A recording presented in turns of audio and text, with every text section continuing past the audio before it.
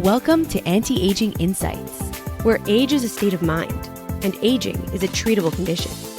And now, here is your host, Dr. Teri Fisher. Hello, and welcome to this week's podcast. As you may know, this is the third podcast episode in a mini-series all about my personal 5 pillars of aesthetics. If you missed the first two, please feel free to go back. They started episode 25, and they're going to run episodes 25 through 29. The first two were on safety and customization. And today we are getting to the third pillar that sets the scene for my treatments. SCENE. Those are safety, customization, expertise, the subject of today's podcast, natural results, and enjoyable. And so, yes, today we are talking all about expertise. This may seem like a no-brainer. Of course, you want somebody who is an expert in aesthetic treatments to be doing your treatments, but I want to tell you a little bit more from my perspective why the expertise aspect is so important. Expertise to me actually means a number of different things when it comes to treating patients in the realm of non-surgical cosmetics. Of course, knowledge is critical in expertise, but so is manual dexterity. So is a commitment to staying up to date. So is having an artistic eye. So is practical courses and practical mentorships by experienced providers that have been doing this for years and years. And so I want to speak a little bit about my thoughts on why expertise is one of my pillars in providing good aesthetic medicine care. So let's start with knowledge. This is the part that may seem a little bit obvious to you.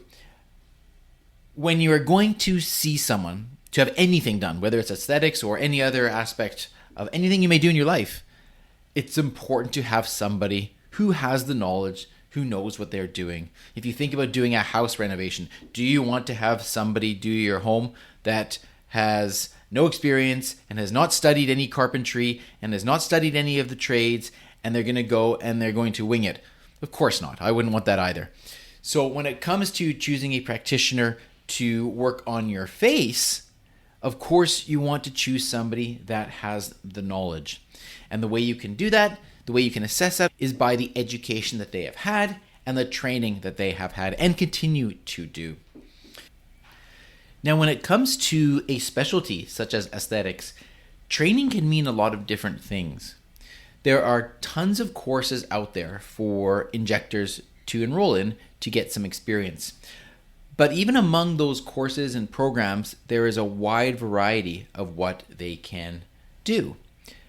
A lot of practitioners will take a course over a day or 2 days and then start to practice the aesthetics. And don't get me wrong, there are tremendous injectors out there who have gone this route and have done an excellent job and do continue to do an excellent job with their injections.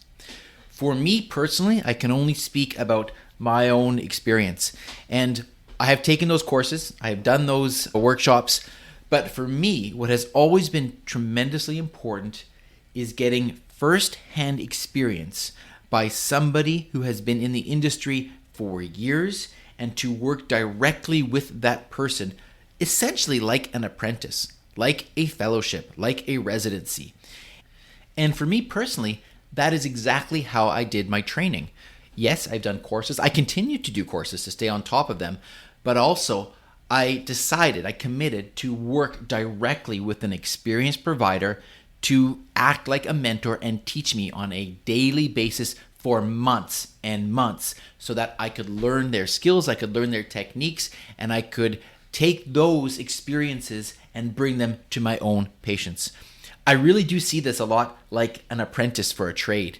If a carpenter has worked under a master carpenter, their skills, their experience, their techniques are so much better than somebody who has gone out and just tried to figure it out on their own. That's not to say they can't do it. By all means, they can. But I personally believe that working with a mentor is incredibly invaluable. And that is why I chose to get trained in that way. In addition to that, I think that as an injector, it's extremely important for that person to have the expertise when it comes to their manual dexterity. This is all about injecting fine amounts of filler, of neurotoxin, of liquids, of substances into the face, and having the fine motor skills to do so is extremely important in getting the best results that we possibly can. And that is something that I'm very, very delighted and very proud of, is that I have been a musician since the age of 3, really. And I played the violin for many, many years. And I believe that has really contributed to the dexterity that I have.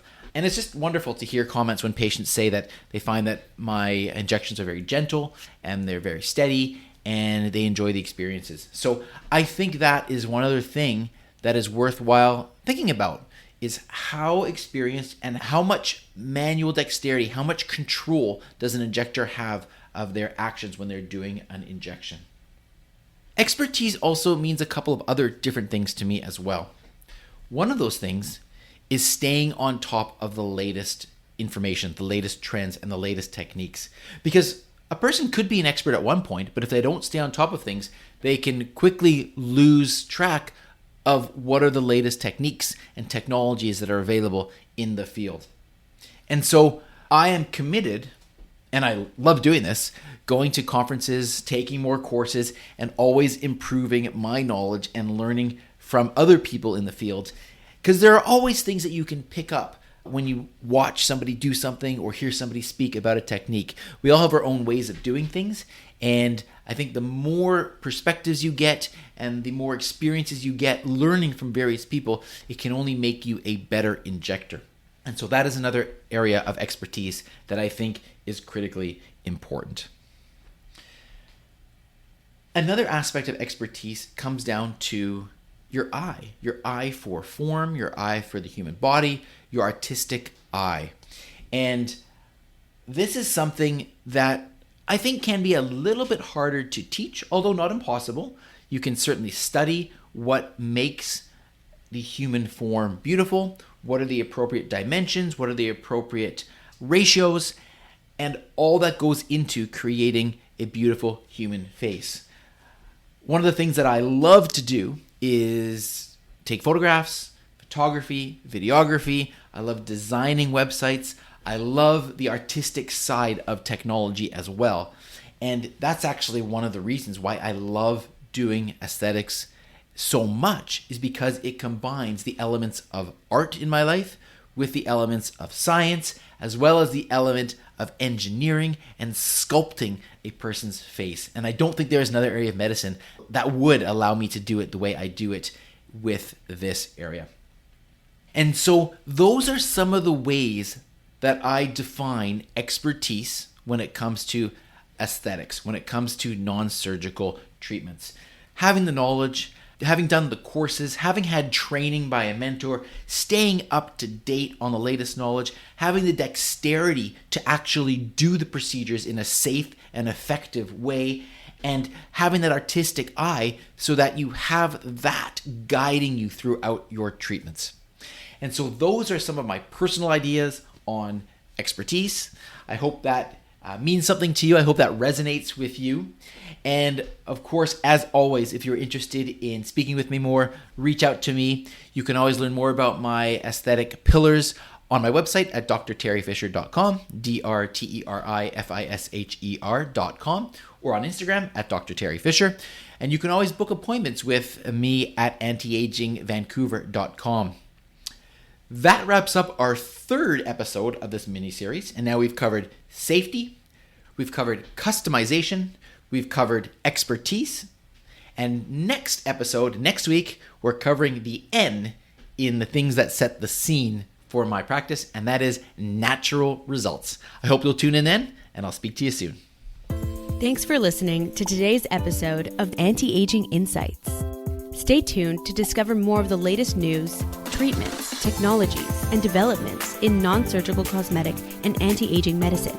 For more inspiration, to access the show notes, or to book an appointment with Dr. Fisher, Dr. Frame, or any of the other anti-aging professionals, please visit our website at antiagingvancouver.com. Until next time, stay inspired, and live life well.